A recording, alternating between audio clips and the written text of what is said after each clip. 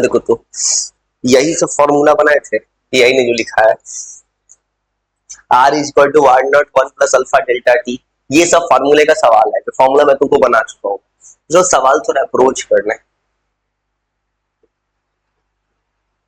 घबराना मत, सवाल देख के कोशिश करना कि सवाल अप्रोच कैसे करें, क्योंकि फिजिक्स मतलब न्यूमेरिकल है।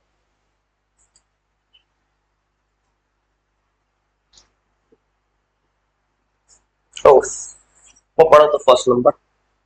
अब पता है सवाल बनाने का पर्पस क्या है, कि तुमको जो तीन प्रूफ जो किए थे ना, तुमको ऑटोमेटिक उसका फॉर्मूला याद आ जाएगा सवाल बनाने के बहाने। ये सवाल ऐसा होगा कि फॉर्मूला ही याद नहीं आ जाएगा, तुमको पूरा टॉपिक याद आ जाएगा, कैसे पता करेंगे पेपर में, खासकर सीबीएसई जैसे एग्जाम में।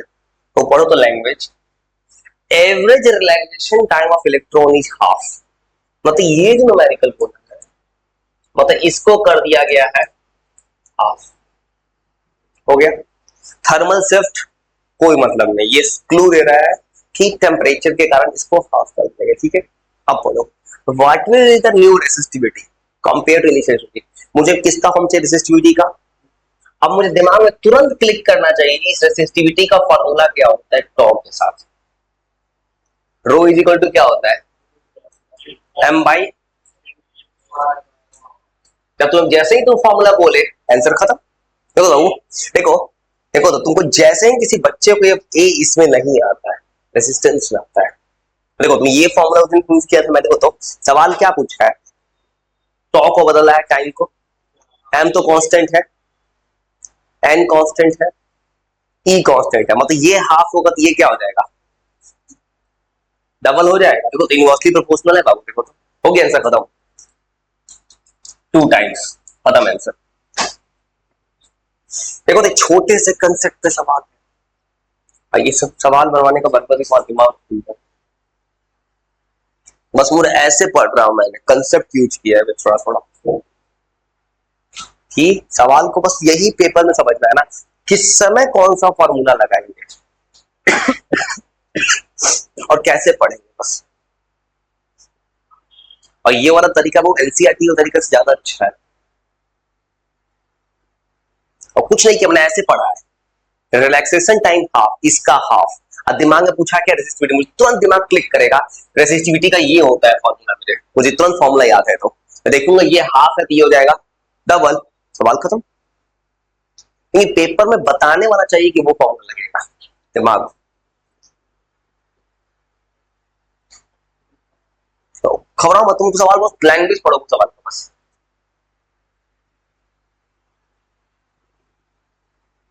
डरना मत। ये जो कुछ भी कर रहा हूं मैं खासकर सीबीसी के पेपर के करता हूं, ऐसा ही ना आता है क्या तुमको ट्रिप वेलोसिटी याद हो गया, मोबिलिटी याद हो गया, सवाल तरीका समझ गए, सवाल बना के सेम सवाल पढ़ो, लैंग्वेज पढ़ो। मेटालिक कंडक्टर है फ्री इलेक्ट्रॉन डेंसिटी, यानी बोला इलेक्ट्रॉन डेंसिटी कहीं लिखता है, मतलब स्मॉल एन दे दिया है, number of electron by volume, relaxation time tau, another conductor है इलेक्ट्रॉन डेंसिटी 12, मतलब नंबर इलेक्ट्रॉन बदल गया है, same relaxation time, find the ratio of electrical resistivity, बताओ क्या होना चाहिए। मुझे तो आंसर हाथ पे दिख रहा है,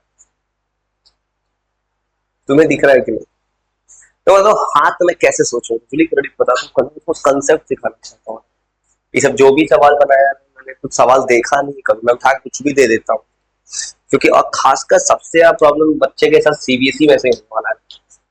क्या आंसर आएगा पता चला, शायद शायद नहीं, सच में हाफ होगा, सही आंसर। तो कैसे कैसे बस एक बार चलता है, कॉमन सेंस है, देखो तो ये है, दिमाग लगाओ, देखो सवाल ऐसे बनाएंगे, देखो सवाल तो हाफ में क्यों आंसर सही है, देखो तो सवाल ये तुमको पता है रेसिस्टिविटी पूछ रहा है, जैसे ही तुम पूछे इसका फॉर्मूला लिख दो। अब देखो मैं दिमाग थ्रो कैसे सोच कर चलेगा, बोला है कि दो अलग अलग वायर्स है, दो अलग अलग कंडक्टर्स है, दोनों का रिलैक्सेशन टाइम क्या है सेम, मतलब टॉ क्या रखना है इस बार सेम, ई क्या है same, and mass of electron same, मतलब रिलैक्सेशन टाइम किसके इनवर्सली प्रोपोर्शनल होगा एन के। देखो तो सेकंड वाले का एन क्या है डबल, तो वो क्या होगा हाफ, बन गया सवाल। देखो कितना आसान है, बस यही दिमाग में पता नहीं चलता है कैसे बना ले रहे हैं। मैं चाहूँ तो दिमाग खोलना, इस वक्त जितना भी सवाल जो बनवा रहा है जरूर सब बना। जैसा तुमको खासकर सीबीएसई का पेपर या सीयूटी या जेई में नीट वहां तक का न्यूमेरिकल है ये। बस सवाल का लैंग्वेज समझना। अब थोड़ा देर भले सवाल पढ़ने का तो सोचो, सवाल पता कैसे करेंगे, कोई सवाल कैसे बनेगा और क्यों बनेगा।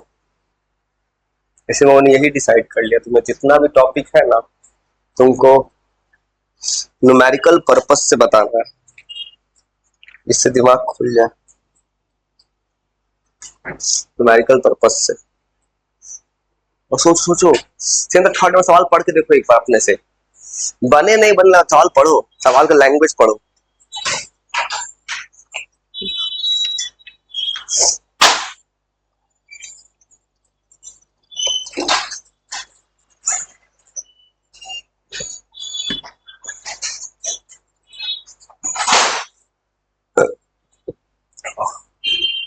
सुनो सेकंड नंबर में कुछ नहीं किया मैंने, ऐसे बनाया सुनो, ऐसे बनाया थर्ड सेकंड में। सुनो उस दिन आए थे ये फॉर्मूला बनाए थे, प्रूफ किए थे। अब देखो यहाँ क्या पूछ रहा है, तुमको पता है इलेक्ट्रॉन का चार्ज कांस्टेंट है, टाइम बोला है सेम लेना है सब में, मतलब क्या बदल रहा है एन, ये डबल होगा तो हाफ हो जाएगा। देखो दिख रहा है इतना सा। देखो अब यही क्यों बोले, कुछ बच्चे क्या करते हैं खूब सवाल बनाता है लेकिन उसको कंसेप्ट पे कमांड नहीं है खाली। और सेम थॉट पढ़ दो मेरे साथ, relaxation time of material A 3 times material B, मतलब एक का टॉ ए है दूसरे का 3 टाइम्स है। चलो अब पूछा है if the free electron density is identical. Electron density मतलब क्या होता है, स्मॉल एन दोनों में क्या है same. Ratio of resistance of wire A and wire B of equal dimension क्यों लिखा है, मैं जो फार्मूला प्रूफ किया था वहां लेंथ और एरिया भी आया था रेसिस्टेंस में, इक्वल डायमेंशन वो इस चीज का क्लू है कि लेंथ और एरिया सेम होगा। अब तुमको तुरंत याद चाहिए रेसिस्टेंस का फार्मूला, और ये एक फार्मूला होता है। देखो दोनों से पूछा रेसिस्टेंस का रेशियो, मैं बना के बना लेंगे तो देखो तो सवाल को कंपेयर करोगे दोनों को, दोनों के दोनों रेसिस्टेंस है, इलेक्ट्रॉन का मास तो सेम है, हटा दो, डायमेंशन सेम मतलब लेंथ और एरिया भी सेम है, नंबर डेंसिटी बोला है सेम है, इलेक्ट्रॉन का चार्ज और सेम होता है। अब खाली टॉ की क्या हो रहा है, कैसा प्रोपोर्शनल है, इनवर्सली, मतलब ये वन दो अगर इसको सॉल्व कर इनवर्सली आएगा तो ऊपर किसका टॉ हो जाएगा, बी का, नीचे बी का। अब बी का कितना गुना है, 3 टाइम्स है, tau A is equal to tau C B, answer आ जाएगा टॉ ए जो है 3b के इक्वल है, बट आंसर कितना आ जाएगा 1/3। देखा सेकंड वाले का टाइम ऐसी बात, सेकंड वाले का टाइम 3 गुना बढ़ा है, रेजिस्टेंस 3 टाइम्स घटेगा ना, 1/3 हो गया आंसर। देखो तो कितना आसान है। देख लो मुझे कंसेप्ट पता है तो मुझे आसान दिख रहा है। ऐसा ही चीज क्लास 12 बोर्ड एग्जाम में आएगा सीबीएसई में, बच्चा कहेगा इलेक्ट्रॉन के अंदर क्या लैंग्वेज दे दी है, जूम दैट ये सब दिखता है सीबीएसई। तो यही कारण है मैं अपने हाथ से क्वेश्चन लिख रहा हूं, मैं एआई का यूज कर रहा हूं बार बार, क्योंकि एआई जो डेटा दे रहा है तो वो डेटा क्लियर करवा रहा है। अखर पे जरूर बनाना एक बार, ऐसा जितना सवाल है किसी एग्जाम का पूछा वो सब, और अचानक से फोल्डर में परसेंटेज आ गया, सवाल का लैंग्वेज पढ़ो बस, घबराओ। टेम्परेचर को increase relaxation time drops by 80%, percentage increase resistance conductor कितना होगा, वो सवाल का लैंग्वेज पढ़ो क्या कर सकता है। तुमको मैंने बताया था कि और 4 नंबर को सवाल पढ़ेगा, पोटेंशियल अप्लाई किया गया और बोला है टेम्परेचर को इंक्रीज किया गया है, टेम्परेचर बढ़ता है तो रेजिस्टेंस क्या होता है, बढ़ता है।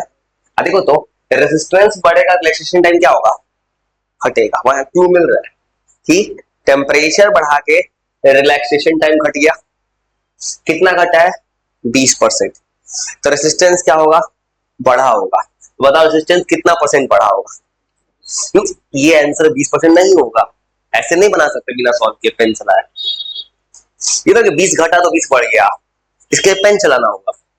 प्रॉपर तरीके से। अब सुनो कैसे बनाएंगे। ये सब पता है, ये सब भी ऑप्शन हो सकता है, 20 तुरंत ऑप्शन होता है।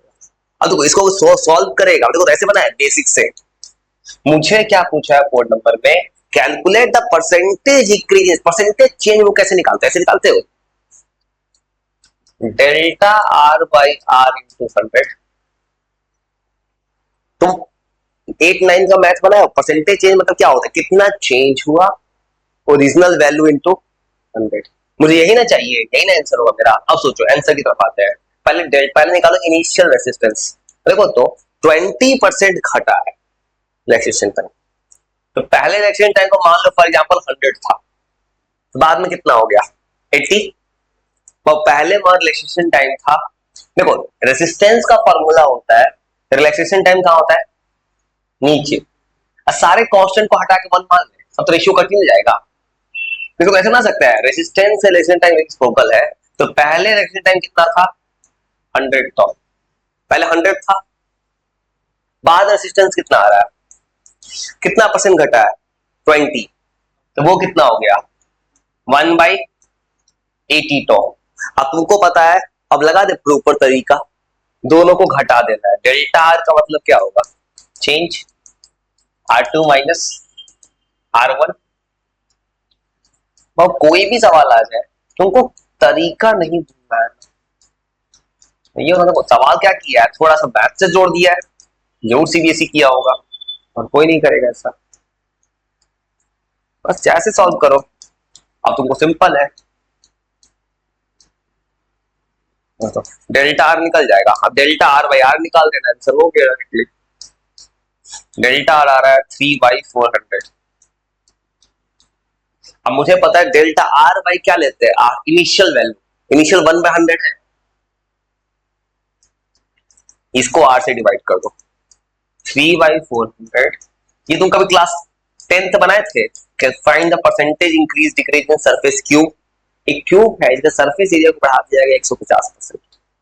ये एक सवाल है कि साइड को बढ़ा दिया गया डबल, मतलब परसेंटेज इंक्रीज कितना होता है, वो ऐसे बना लोगे।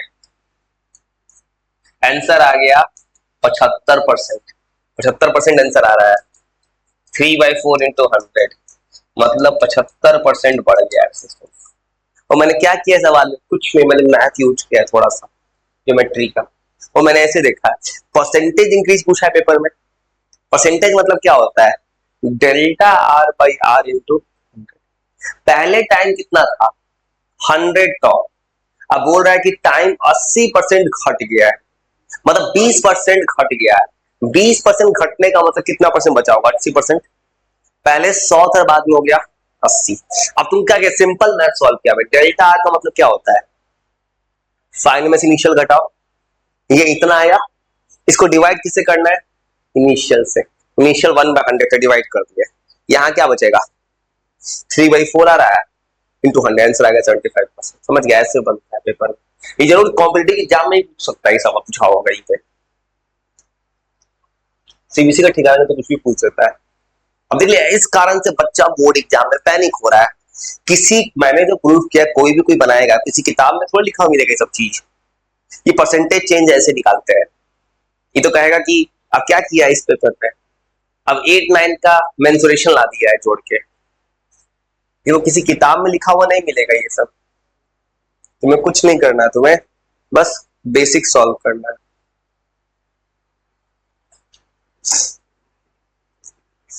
ये सब सवाल बनाने का पर्पस क्या है, तुम्हारे अंदर का डर भगाना चाहते हैं, और सबसे डर है वो जो पेपर सीबीएसई से, इसलिए कुछ करना मत। तुम जो बना रहे सवाल ना, इस सवाल का तो तरीका समझ है, इसी टाइप का मिलेगा सवाल पेपर में।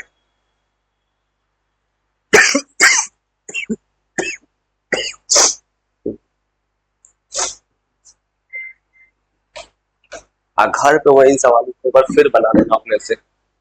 अब बनाते टाइम लॉजिक डेवलप करना, ऐसा अगर 10 सवाल ही बना लेते हो ना, तो कंसेप्ट क्लियर हो जाएगा तुम्हारा, सवाल सोचते कैसे हैं। तो कोई सवाल कोई टफ नहीं है, फॉर्मूला तुम्हें ही पता है क्या लगने वाला है, जो मैंने प्रूफ किया वही फॉर्मूला है, बस फॉर्मूले को घुमाया जा रहा है किसी तरीके से। लिख आराम से, फिर सवाल और करते, फिर सोच। पहला स्किल डेवलप करना कि सवाल को सोचते कैसे है, कुछ भी सवाल अजीब आ जाए सवाल का अप्रोच कैसे करें।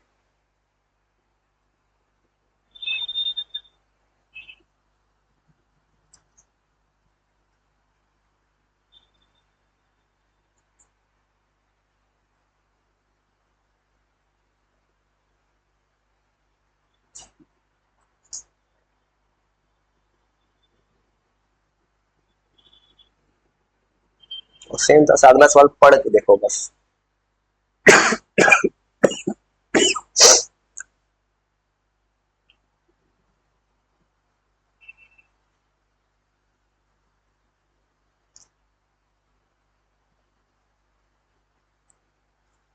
बस लैंग्वेज पढ़ना सवाल का।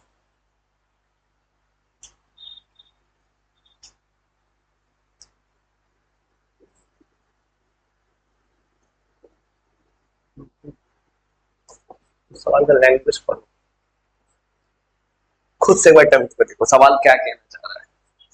पहला डर है कुछ सवाल देख कर सेंटर मारेगा, देखो ऐसा सवाल सीबीएसई अगर देगा तो बच्चा था नहीं, जो बच्चा वो कहेगा, जो बच्चा लास्ट इसलिए जो लास्ट में पढ़ता है पूरा पैनिक होता है क्लास 12th में, वो ऐसे ही फॉर्मूला रट के जा रहा है, कुछ भी रट के कोई सवाल बन नहीं रहा है। देखो दो वायर सेम लेंथ 1:2, मतलब लेंथ अलग अलग है, फिर एरिया भी अलग अलग है, रिलैक्सेशन टाइम दोनों का इक्वल है, दोनों बना हुआ है सेम मेटल का, रेशियो ऑफ रेसिस्टेंस क्या होगा। अब देखो जैसे ही दिमाग में बात आया, मुझे दिख रहा है लेंथ और एरिया बात कर रहा है, तो तुमको दोनों का देखो, अब यहाँ पे पाओगे रेसिस्टेंस का हमने रो एल बाई ए तुमने पढ़ा, लेकिन उस फॉर्मूला में यहाँ रिलैक्सेशन टाइम का बात थोड़ी हो रहा है, इसलिए रिलैक्सेशन टाइम वाला ही फॉर्मूला यूज करना है। पता है आप ऑप्शन में क्या आएगा कि तुम जो फॉर्मूला जो पढ़े हो रो एल बाई ए, उसका भी हो सकता है ऑप्शन रह जाए, ऐसे आंसर सेम ही आएगा दोनों से घूम फिर के। ओरिजिनल फॉर्मूला बाबू ये वाला है, R rho R is equal to M L. अब इस फॉर्मूला में देखो किसका इसका रेशियो निकालो, तुम दो वायर का रेजिस्टेंस निकालना है, लेंथ और एरिया बदल रहा है, दोनों का रिलैक्सेशन टाइम सेम है, एम कांस्टेंट ई, और एन के बारे में कुछ नहीं बोला है, नहीं बोला है ना तो उसको भी सेम ले लो, कुछ भी कुछ नहीं दे सेम है। अब देखो इसमें क्या करना है, वही तरीका, ये तो क्लास 10 तरीके से बन सकता है, दोनों का रेजिस्टेंस का रेशियो लेंथ के प्रोपोर्शनल एरिया के इनवर्सली प्रोपोर्शनल, ऐसे लिखेंगे लेंथ का रेशियो, एरिया उलट जाएगा, वैसे लिख सकते हैं, बस हो गया। ये तो 10 तरीके से लगा देना रेशियो। अब लेंथ का रेशियो 1:2, ए और बी एक्स और वाई का रेशियो क्या है, और यहां दिया 2:1, मतलब एक्स का 2 है, मतलब मान लो एक्स और वाई है तो इसका 2 है, तो ये 2 नीचे ना आएगा, और यहां पे दिया है 2:1, तो 1 चला जाएगा ऊपर, आंसर आ जाएगा 1/4।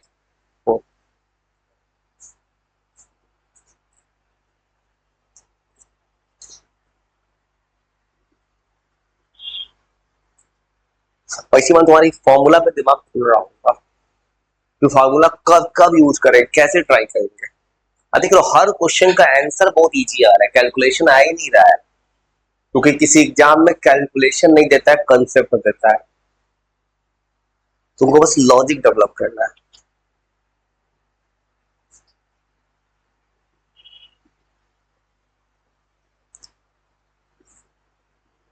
बस तो 6 नंबर देखो तो क्या कर रहा है, लैंग्वेज पढ़ो तब ना, सवाल का लैंग्वेज क्या कहना चाहता है, लैंग्वेज पढ़ना भी सबसे बड़ा ड्रॉबैक होता है, प्रॉब्लम होता है लोगों के लिए।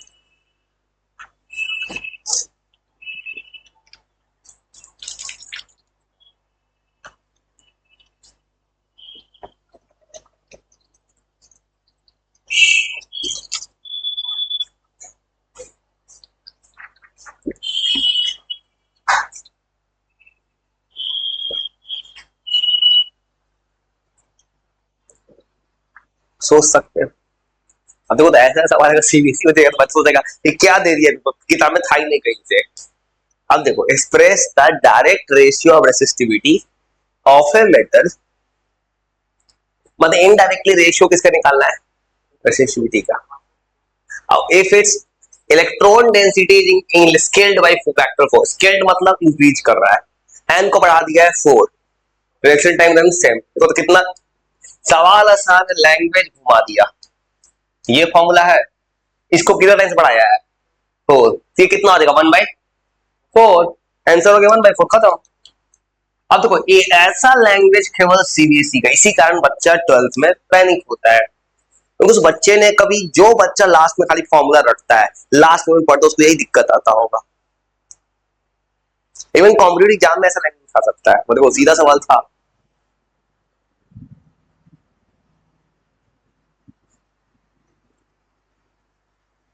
जितना सवाल है जरूर बोलना।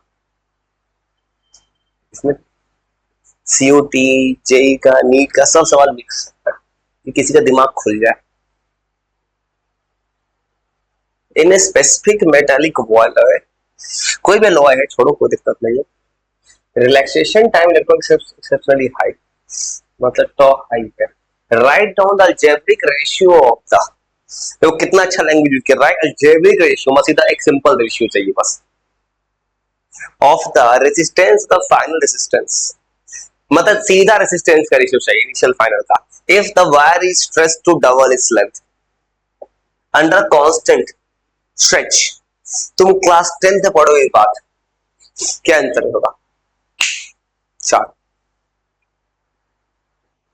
चार आंसर। आप कहोगे मैंने डायरेक्ट कैसे बोल दिया, सुनो, तुमने 10th में एक चीज पढ़ा है, तो ये सवाल पता है बच्चा वाला है। देखो पहली बात, सवाल का क्लू क्या है, तुमको रेजिस्टेंस का रेशियो चाहिए।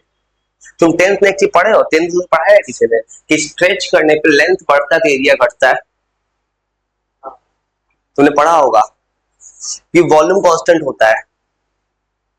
अगर कोई सवाल में पेपर मिलता है ऑन स्ट्रेचिंग, तो वहां आर प्रोपोर्शनल हो जाता है एल के स्क्वायर के। ये नहीं पढ़े तो याद में, ये तूने सुना होगा कभी। स्ट्रेचिंग करने पे देखो, ऐसे अगर सवाल में स्ट्रेच वर्ड नहीं लिखता ना, तो मैं क्या करता, आंसर 2 होता, क्योंकि लेंथ को डबल किया गया है, लेकिन स्ट्रेच करके किया गया। स्ट्रेच करने का मतलब जान पढ़े हो कभी 10th में, स्ट्रेचिंग वायर पे याद रखना कि लेंथ इंक्रीज करेगा तो वॉल्यूम डिक्रीज करेगा।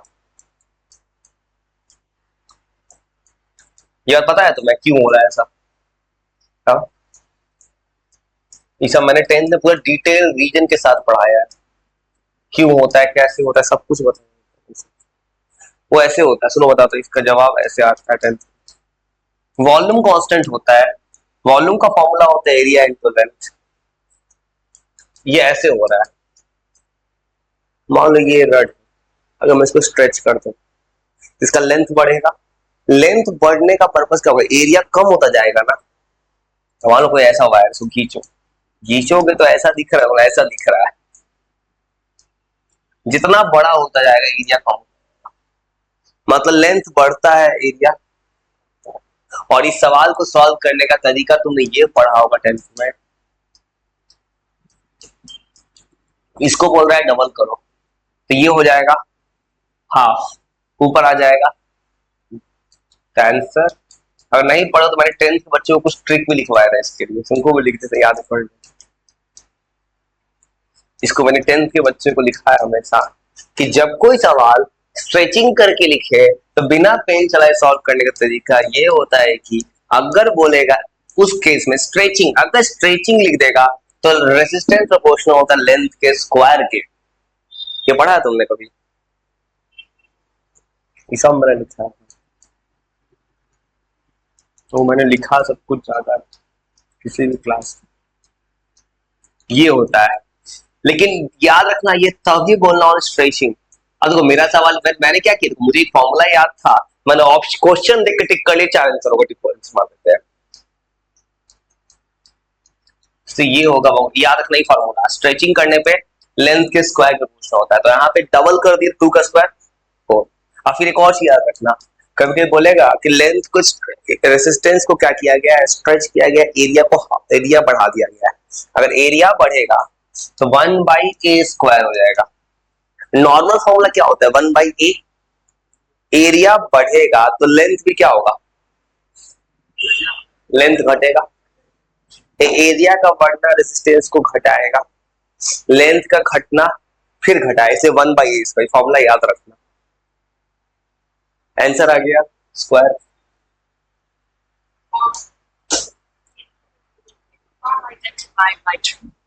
हेलो,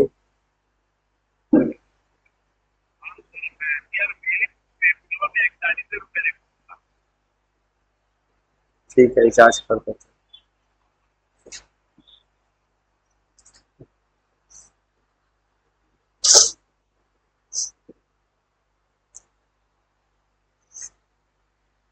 मुझे सवाल कितना जल्दी बन जा रहा है, बस मुझे तरीका पता है सवाल में बनाने का, वही तुम्हें सीखना होगा ना।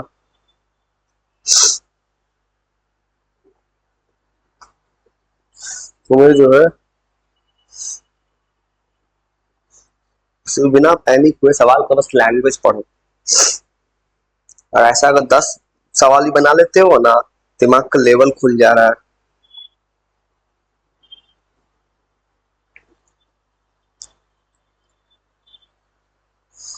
ये कुछ और एनसीईआरटी किसी किताब को बनाते हैं ना, उसमें सिर्फ एक सवाल मिलता है ऐसा, वो एक सवाल तुमको भी इतना कैलकुलेशन दे देता कि कुछ कंसेप्ट नहीं बन पाता तुम्हारा। और मैंने कुछ कंसेप्चुअल तरीका यूज किया। आई कोई सवाल सीधा नहीं आ रहा है, देखो सवाल का लैंग्वेज कैसा है, इसे बिना पैनिक हुए नेक्स्ट सवाल का लैंग्वेज पढ़ो बस।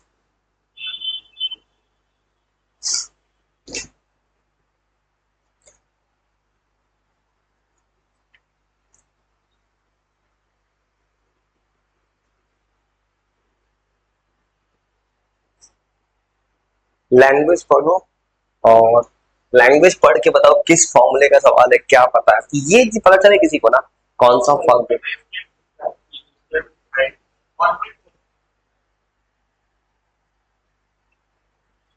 इनिशियल टू फाइनल पूछा है ना, तब 1/4 जाएगा। हाँ देखो, अगर फाइनल, अगर तुमको पता है लेंथ डबल हो रहा है तो रेजिस्टेंस कितना टाइम्स बढ़ेगा? 4 टाइम्स। लेकिन यहाँ पूछा इनिशियल में फाइनल, 1/4। फाइनल बाय इनिशियल पूछता तो 4/1।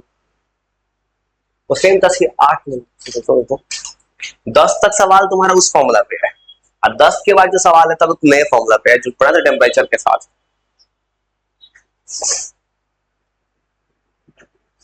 और लैंग्वेज पढ़ो, calculate the relaxation time of electrons, मतलब टॉ चाहिए। अब कुछ लोग इसको टी लिख दिया लेता है, कुछ लोग ऐसा है, लोग इस तरह से रील देख रहा था, शौक हो गया भाई, टॉ टी लिखा है किसी ने। उसी सर का बात कर रहे हैं सर जो रील बनाते हैं। ये तो अचानक का देखे भोजपुरी शायरी आ रहा था, तो देखिए पीछे यही लिखा था टेम्परोसिटी, बस शौक हो गया भाई क्या कर रहा है बच्चा के साथ, टी लिखे हुए थे ऐसे प्रूव किए हैं। हाँ, मुझे बस वही कहानी है कि जहां पे वो बता रहे हैं वहां सब कोई वैसे ही लिखता है, इसलिए वो उसमें मैंने कुछ किया नहीं, मैंने बस ऐसे भी कुछ चीज से बचना चाहता हूँ, कोई चीज कि भाई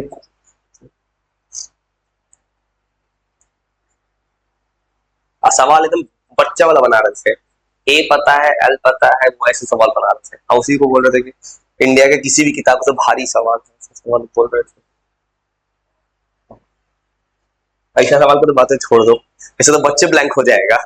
सवाल ही बना रहे हैं ना, ये तुमको पता है, तुम गूगल पे सर्च मारोगे ना, घर पे जाके सवाल स्क्रीनशॉट लेके सर्च मारना, ये सब किसी कॉम्पिटेटिव एग्जाम का सवाल है, एलियन के पैकेज क्या है, रेजोनेंस के पैकेज क्या है, पता है सवाल सब 11th में चेक करके दिखा दिए थे कि कहानी कहाँ का सवाल, जो सवाल दिख रहा है नहीं सबको, कुछ अजीब अजीब लैंग्वेज में दिख रहा है सवाल का, डायरेक्ट नहीं है, सब कोटा है पैकेज का है, ये सच्चाई है।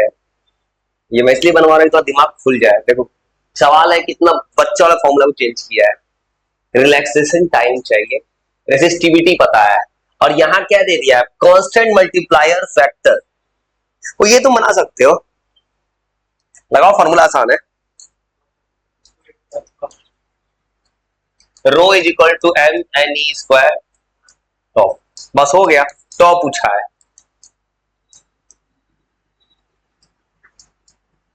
M by N E square का वैल्यू दे दिया है।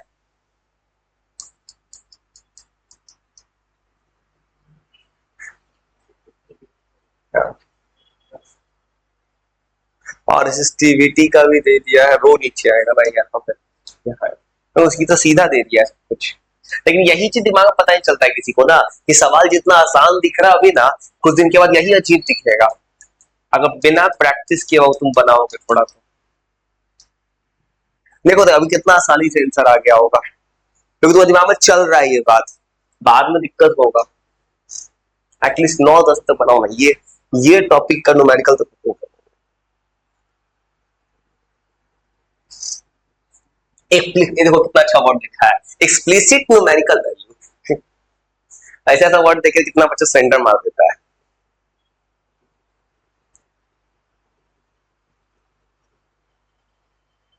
बस लैंग्वेज पढ़ना,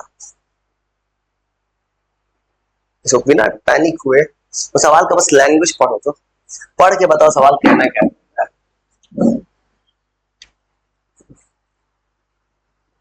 कोई वो पढ़ो, सवाल पढ़ो।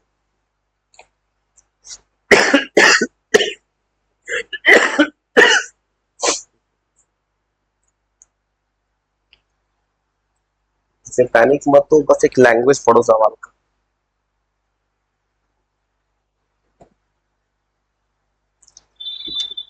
मास एम, चार्ज ई है, न्यूमेरिकल वैल्यू एक्सप्लिसिट मतलब कुछ नहीं है। तुमको पता है क्या निकालना है, रिलैक्सेशन टाइम। टाइम तो एक वैल्यू में आएगा, तो मत एबीसीडी वैल्यू में आए, न्यूमेरिकल वैल्यू लिखा है उसने। When the ratio of electron density N by resistivity, इसका रेशियो पता है। अब देखो सवाल में पता चलेगा रेसिस्टिविटी रो होता है और पूछा रिलैक्सेशन टाइम, मतलब रेसिस्टिविटी का रिलैक्सेशन टाइम के साथ फॉर्मूला यूज करके आंसर आ गया, बस आंसर आ गया। देखो ये भी सवाल तो आसान ही ना, बस अंदर का डर है, कोई नहीं बना पाता। तो ये फॉर्मूला मुझे पता है, अब ये फॉर्मूला तुमको याद हो गया होगा पहले से ज्यादा, दिमाग चला है। देखो अब ये फॉर्मूला जैसे ही लगाऊंगा मैं, दिमाग में क्या चलेगा, देखो ये है फॉर्मूला। पेपर में पूछा है calculate the numerical value of relaxation time, मतलब टॉ चाहिए, M by N E square rho होगा, मतलब नीचे आ गया रेसिस्टिविटी। अब सोचो सवाल में क्या क्या पता है, एम फिक्स है, अब कुछ इसमें वैल्यू दे दिया है पेपर में। पेपर में बोला है एन बाई रो, इन दोनों का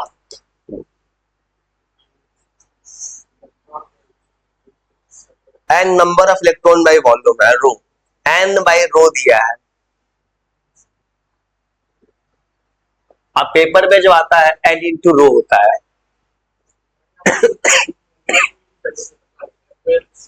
देखो यहां जो ये किया है, अगर कोई फॉर्मूला के सॉल्व करेगा, इसका वैल्यू पता है एम का, ई पता है।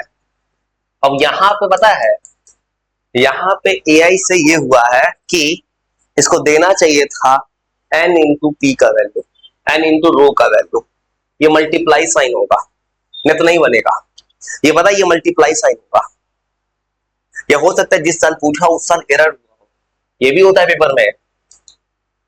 तो इसलिए वैल्यू 10 का पावर 46 होगा, मल्टीप्लाई होगा, तब जाके सॉल्व हो सकता है। ई का वैल्यू पुट कर दो, मास पुट कर दो, अब जो आ जाए।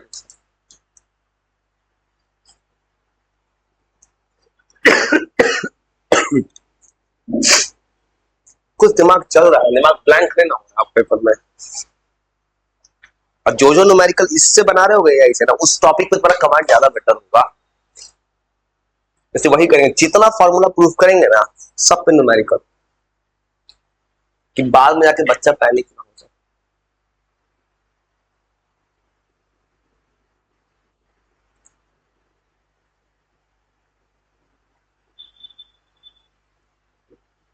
बिल्कुल, ये भी तो आसान है।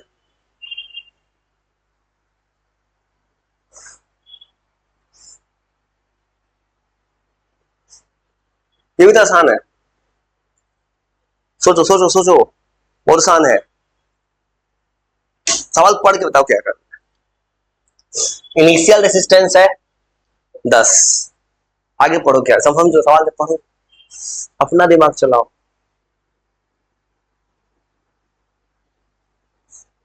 रिलैक्सेशन टाइम हो गया है 4/5, और इस वर्ड में बहुत बड़ा क्लू छुपा है, सोचो। रिलैक्सेशन टाइम 4/5 हो गया, रेसिस्टेंस कितना टाइम्स बढ़ेगा?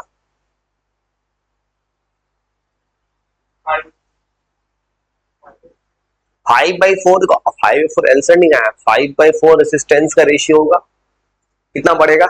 अब 5/4 किसका रेशियो होगा? फाइनल बाई इनिशियल, इनिशियल कितना दिया है, तो 5/4 में 10 से मल्टीप्लाई कर दोगे, आ गया फाइनल रेसिस्टेंस। देखो तो बिना पेन चला हाथ पे बन रहा है सवाल, देखो तो मुझे सवाल पता है, पहले दोनों का रेशियो निकालोगे।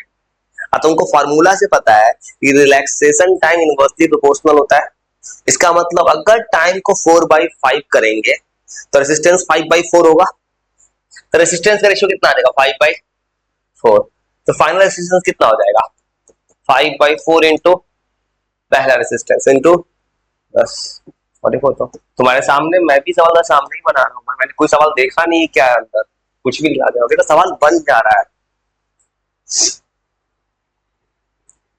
देख लिया ऐसा, एक और चीज पता है, पेपर में 5/4 से ऑप्शन भी दे दिया होगा कि कोई जल्दबाजी में पूरा क्वेश्चन ना पढ़े, तो ऐसा होता है पेपर में। या ये नहीं पूछा है कितना टाइम्स बढ़ रहा है, इनिशियल रेसिस्टेंस था 10। देखो अगर तुम रिलैक्सेशन टाइम 4/5 होगा तो रेसिस्टेंस 5/4 होगा, होगा लेकिन क्या 5/4 होगा, दोनों का रेशियो ना, ये बोलेगा कि 5/4 टाइम रेसिस्टेंस बढ़ेगा, रेशियो आएगा 5/4, इनिशियल पता है 10, तो फाइनल कितना होगा? कुछ समझ पाए दिमाग का एक्सरसाइज कैसे हुआ? तुमको मैंने छोटा सा फॉर्मूला प्रूव क्या किया, देखिए उससे सारा सवाल उसी से बन रहा है, मैं कुछ बहुत अलग से कोई नया फॉर्मूला यूज नहीं कर रहा हूँ, बस प्रॉब्लम ये आ रहा है क्योंकि यही कारण होता है कि बच्चा पैनिक होता है फिजिक्स में, कोई सवाल स्ट्रेट फॉरवर्ड नहीं है इसमें, इसलिए ये जो सवाल बना रहे हैं ना, सवाल सबको जरूर बनाना, तुम्हारा फ्यूचर तक साथ देगा। और उसका फिर तुमसे एक दिन ये बनना है, रेसिस्टेंस का टेम्परेचर के साथ फॉर्मूला बनाए थे, ये अल्फा वाला, चिंता मत करना, अल्फा वाला सवाल जो है ना वो भी तुमसे बनवा देंगे, क्योंकि